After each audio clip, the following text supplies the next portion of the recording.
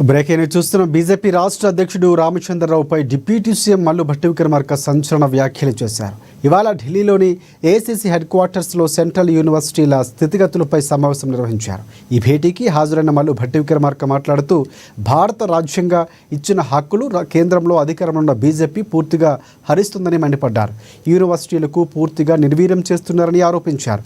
రోహిత్ వేముల ఘటన జరిగినప్పుడు కాంగ్రెస్ అధినేత రాహుల్ గాంధీ హెచ్సీయూకి వచ్చి విద్యార్థుల ఆందోళనను సంపూర్ణ మద్దతును ప్రకటించారన్న విషయాన్ని కూడా గుర్తు చేశారు. రామచంద్రరావు హెచ్సీయూకి వెళ్లి వేములపై ఒత్తిడి తెచ్చారని, బీజేపీ చీఫ్గా రామచంద్రరావు నియామకం కరెక్ట్ కాదన్నారు ఆయన.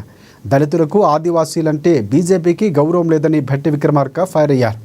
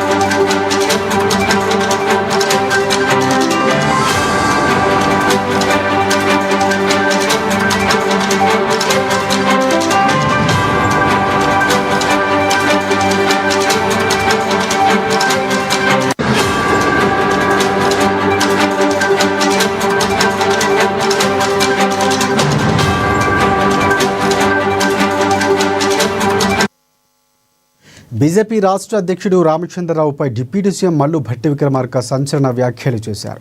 ఇవాళ ఢిల్లీలోని ఏఐసీసీ హెడ్ క్వార్టర్స్లో సెంట్రల్ యూనివర్సిటీల స్థితిగతులపై సమావేశం నిర్వహించారు.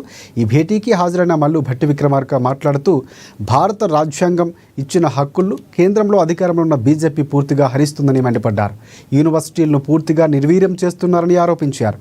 రోహిత్ వేముల ఘటన జరిగినప్పుడు కాంగ్రెస్ అధినేత రాహుల్ గాంధీ హెచ్సీయూకి వచ్చి విద్యార్థుల ఆందోళనకు సంపూర్ణ మద్దతును ప్రకటించారన్న విషయాన్ని గుర్తు చేశారు. రామచంద్రరావు హెచ్సీయూకి వెళ్లి వేములపై ఒత్తిడి తెచ్చారని, బీజేపీ చీఫ్గా రామచంద్రరావు నియామకం కరెక్ట్ కాదన్నారు. దళితులకు ఆదివాసీలంటే బీజేపీకి గౌరవం లేదని భట్టి విక్రమార్క ఫైర్ అయ్యారు.